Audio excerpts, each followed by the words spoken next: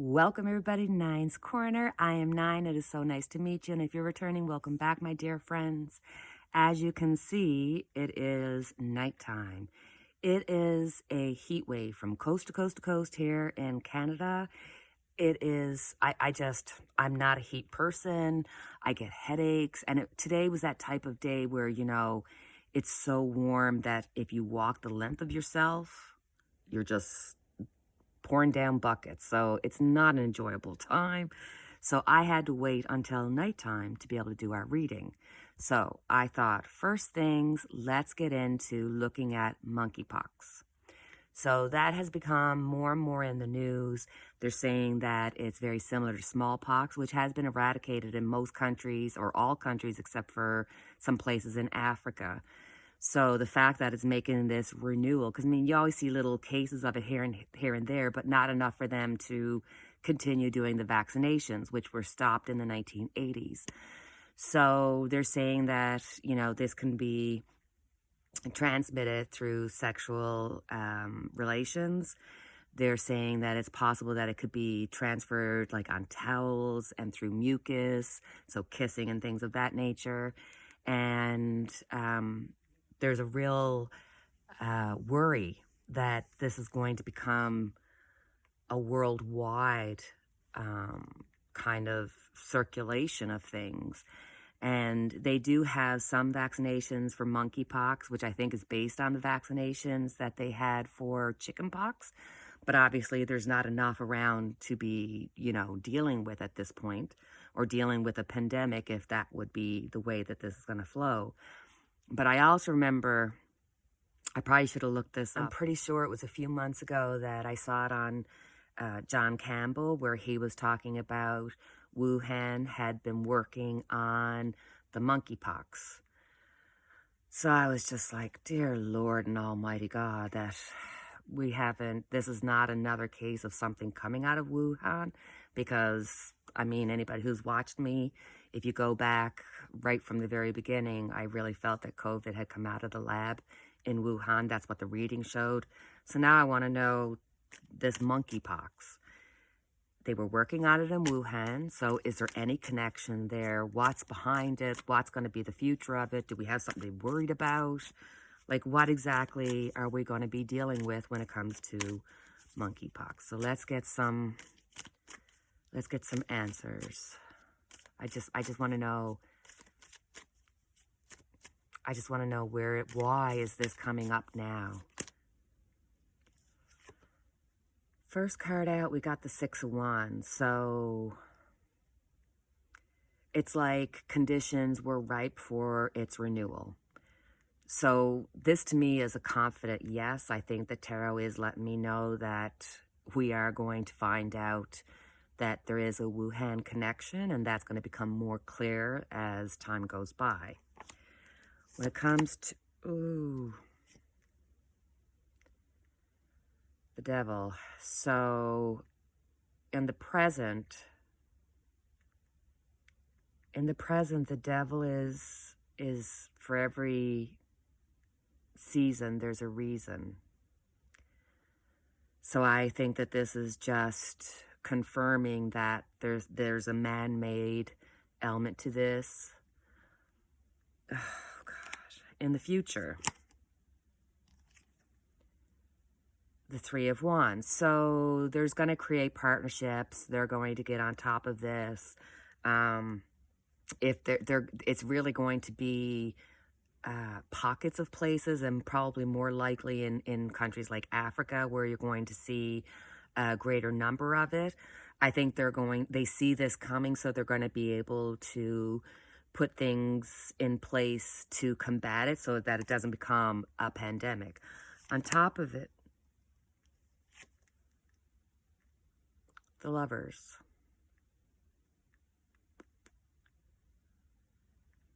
I truly feel as though this was a known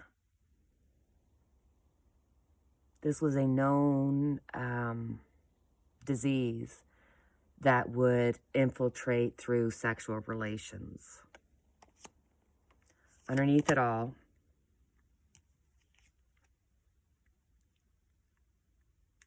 I'm sorry. I'm just going to have to tell you, with these cards here, it's like a very firm yes. Very firm yes, somebody, Wuhan, people were involved. There's a man-made element to it. Not that monkeypox is man-made. That's been around forever. But if they're working on it in the lab and it gets out, just like COVID, whether it's done on purpose or just because they're just ignorant in their job, which I don't believe, there's a devil element to it. There is going to, it's almost like there's a solution before there's even a problem. It's created to, it's almost like it was purposely made to, or known somehow to be passed on in a sexual manner. And I really think that somebody partnered up on this. We're going to find out information about this the same as we have about Wuhan, but it's almost like the cover-up continues. No matter what we do, the cover-up's going to continue. So it's going to take a while for the information to come out. And even if it does come out, just the same as it did about COVID and Wuhan, you couldn't talk about it, or it would just still be considered a conspiracy theory. And two things can be true at the one time. You can have COVID and monkeypox at the Wuhan center, and for that to be out, you know, it's just, come on, timing, and these cards tell me differently. So, all right. The next thing I'm going to look at, and I say thing, and I'm being very, very generous to Matt Gaetz, because the fact that that man got on the air and said that it's only ugly women who are pushing for women's rights, it was just, who let this ignoramus, like, oh my God, oh my God, oh my God, oh my God. So we've done many readings on him. I just want to do a reading as to how is this going to affect Matt Gaetz, because I just can't believe he's getting away with saying it. I can't believe he's allowed to how this hasn't blown up and he's just gone is beyond my comprehension, because he is the loser of the year. Like, I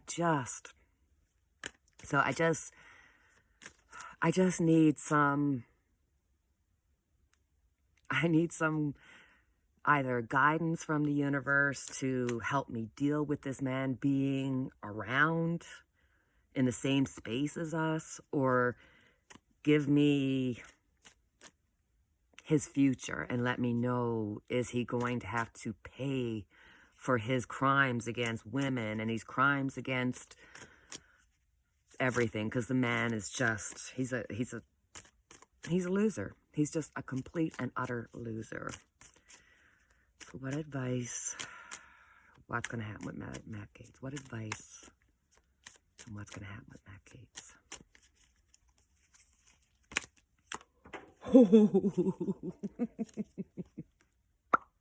Matt Gaetz, this is not good for you. This is a transformation where it's like the universe put all these opportunities for change and for you to become more and be more and to pay for and forgive for your mistakes. But that's not where your head is at. Your head is complete destruction. And until that happens, he's just going to keep going and going and going. But for the death card to show up, it tells me that it's no longer Matt Gaetz working alone as Matt Gaetz. He's lost all his friends. He's going to lose all his supporters. Like, he's just going to fall on the sword terribly. But this is the universe's way of letting me know that, hey, don't worry about Matt Gaetz. The universe has now taken over. The transformation is going to happen whether he likes it or not. He had the opportunity to change, and now the universe has said, no, that's okay now. We are going to change it for you. So Matt Gaetz, I would not want to be in for your spiritual awakening. So now I thought we would look at Mothers Against Greg Abbott. Have you seen the video? There's a small commercial that they put out. It was the Mothers Against Greg Abbott. It wasn't the Democrats or, any other affiliation. And I'd love to show you the video, but I know I'd get demonetized. But it literally shows a couple going in, finding out there's something wrong with their baby. And the doctor said, well, we better ask Abbott what to do. And it was a slap in the face, I have to say. It was like a real reality wake-up call. So I want to see, what is the focus of Mothers Against Greg Abbott? What will be the effects of it? And in the future, what is Greg Abbott's outcome? Do you know what I mean? So let's see what their focus is, what their purpose is in doing this. I want to know how the effect's going to be, and then the future effect on Greg Abbott. So, let's see. Mothers Against Greg Abbott. Mothers Against Greg Abbott. What is your focus?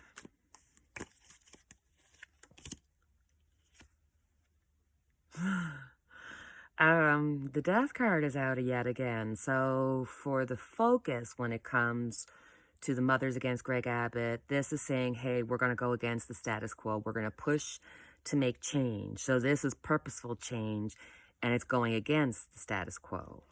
When it comes to Greg Abbott, we've got the Two of Pentacles. So they're really focused on balancing out what has occurred. These are women that are really taking seriously the rights and privileges that have been taken away from women. And they are really focused on balancing out. This is seeing the unfairness and the injustice of Roe versus Wade being overturned, and they're taking it into their own hands and changing it. So for Abbott, it's definitely going to create problems, and it's a situation where you might not feel like you're seeing the change that you want. It's not happening as quickly as you think, and you're thinking these things aren't going to work out, but in actuality, they're going to work out better than you thought, that you're going to rise to the challenge. So if you see Greg Abbott kind of getting any accolades, or you feel like, why isn't this guy getting in more trouble, or it doesn't feel like this is turning into something, don't worry about it. It is. It's just that it's going to take a little time. There's going to be a little, you got to build up momentum, and it's going to go against him. So this is definitely going to create issues for Abbott in the future, 100%. So I thought, sticking with my M's, let's have a look and see, what would Madeleine Albright think about what is happening right now? So I thought a really interesting reading to do with her would be, let's look at what her life review would have been. When she passed away, what did she learn from her life in politics? What can she give us advice as to what's happening right now and where that's going to lead in the future? So let's just have a reading with Madeleine. Oh, I got the Lover's card still there. I didn't even see that. Madeleine Albright. I thought she would be an interesting one to ask about all the politics that's happening right now. So first, let's look back at your life. What have you learned about life through death? What have you learned about life through death?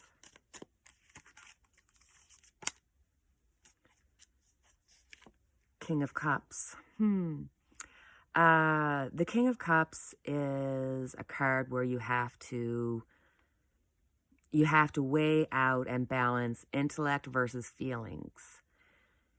So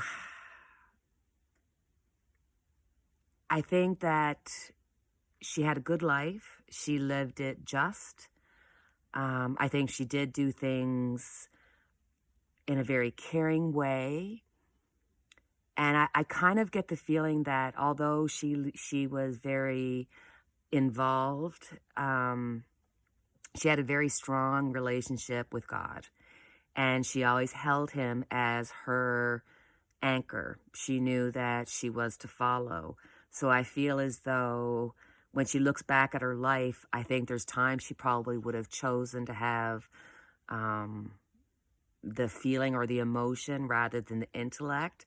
But she knew that that was her service and that she did it being guided, really guided. How does she feel about the current situation? Yikes. We got the moon. So with the moon, this is letting us know that change is coming and will bring a new perspective. So what we're going through now is the change that will bring a new perspective, a better perspective. That's why we're having to go through this now. So we know we're in for a change. What advice could she give us going forward? What advice could she give us going forward? How are things going to work out? What's the outcome going to be? King of Wands.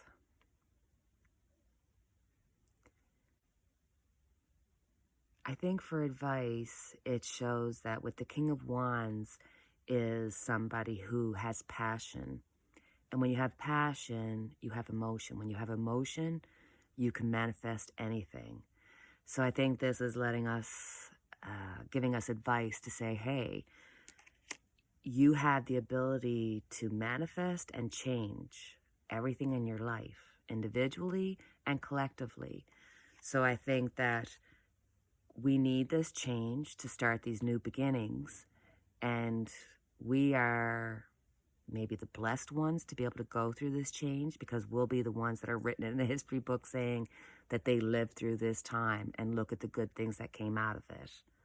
So advice-wise, it's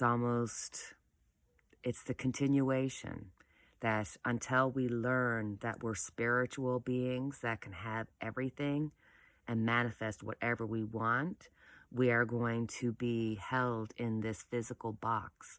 So I think part of our change is not just changing the organizations and the structures as they've always been. It has to change from us being so physical and so limited and being more in a spiritual plane and doing things more on a spiritual level. And that, in order for that to come and pass, that takes a lot of time and change. We only change so slowly. And so, so I think the message is to let go, let God, let the universe, and live life, because that's what we're doing, no matter what highs and lows come, because that's part of life. You need night to have day, and you need day to have night. So that's part of the life process too. So, all right, my darlings. I wanted to do a little reading with you, as always, because I love you to pieces. You know I do. So here is our unity candle lit for each and every one of us. I can't believe I'm going to say this. I'm actually feeling a little bit chilly now. That's the one good thing about here in Alberta. No matter how hot it gets during the day, it always cools down nice in the nighttime, so you can, have a pleasant sleep for the most part. So, all right, my darlings. So that'll be it. I'll call it a night for now. So please feel free to like, subscribe, share, and do all that good stuff that helps support my channel. And please leave comments and questions below, because I love them and I appreciate them and I appreciate you. So until next time, cheerio and take care, guys.